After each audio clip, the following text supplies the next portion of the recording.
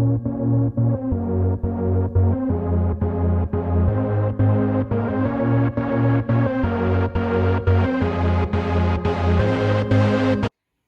everyone, my name is Janae Williams, and today I'm going to be showing you how to make a soy wax candle from home. But let's go into what supplies you'll be needing in order to make your candles at home. So over here, we have a boiling pot of water. This is going to help you melt down the candle wax. Over here, we have the actual candle jar. We have the wick holder to keep it in place. We have a little skewer, the wicks, and I already put the wick stickers at the bottom. This is what it comes looking like. And then we have like a food thermometer just to get to the temperature that we need it to be. We have the fragrance oil. Today we're gonna be using Very Vanilla.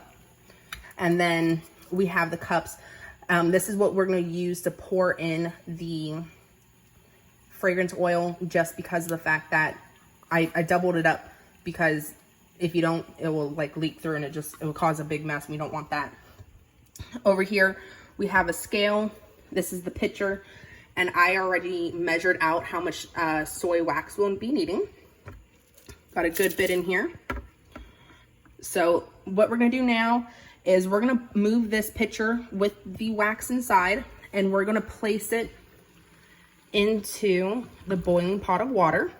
Melting point for this wax is 127 degrees Fahrenheit, and then we need to get it up to 160 degrees, give or take 5 degrees, before we can pour it into the jar. Now what we're gonna do while we wait for the rest of the wax to melt is we are gonna put the wicks in the candle jar, and based off of the inner diameter determines how many wicks you'll need. So since we have a 3-inch diameter, the rule of thumb is basically to have 2 wicks in here. Now you don't want to measure from the outer diameter, just for the fact that that glass is pretty thick. That can definitely change the amount of wicks that you might put in there, because you think, oh, it's 3.5 inches, for example, when that's not the case. You're basing it off of the inner diameter. So I took off the little sticker, and I'm gonna put this in the jar. Has to place it very carefully, because you don't want the wick too close to the edge here, but you don't want it too close to the other wick as well.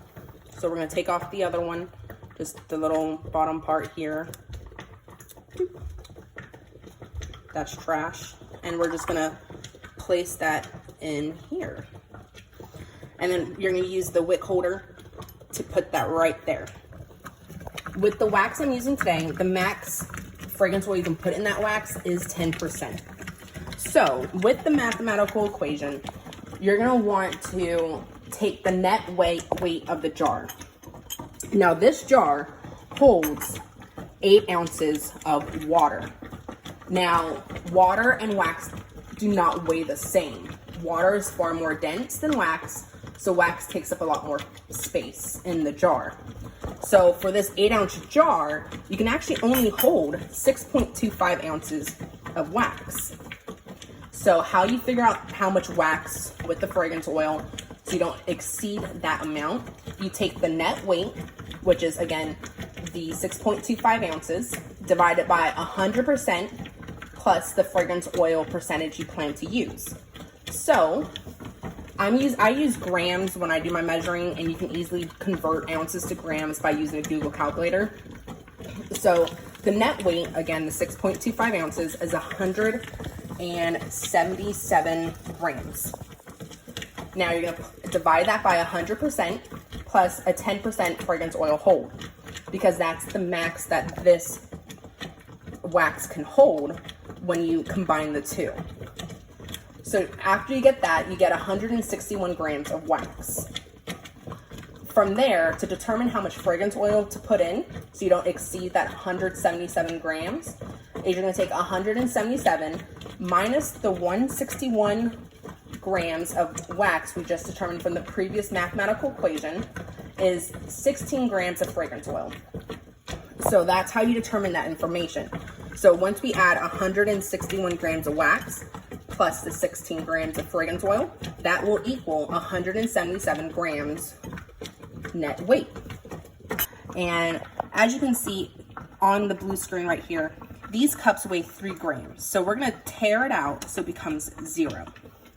Now we need 16 grams of fragrance oil. Okay, we got it up to 18. That's a little extra, but that's fine. I don't want to cause a big mess. I'm gonna put this food thermometer in here just so it doesn't get all nasty from the wax. Let's see where we're going to. So it looks like we are about 155, 160 here. So I'm gonna take this out. We're gonna turn off the stove. Now we are going to add our fragrance oil, Very Vanilla, and we're gonna mix this all up. Now they say to mix it for at least 20 seconds so that the fragrance oil can mix well with the wax. We don't want to wait too long to mix this, just for the fact, remember, we're looking at 160 degrees for a pour temperature, give or take 5 degrees. So now we're just going to take this and pour it in here. Hey guys, so we're back the next day and we have our cured candle. As you guys can see, it is solid, it's not clear. It's good to go in the sense of cutting the wicks now. So I'm just gonna take some little scissors here and just try to get to it as close as possible. Okay, cutting the last one here. Okay.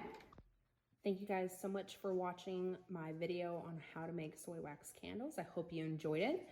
Please stay safe out there, and I hope you guys have a wonderful day.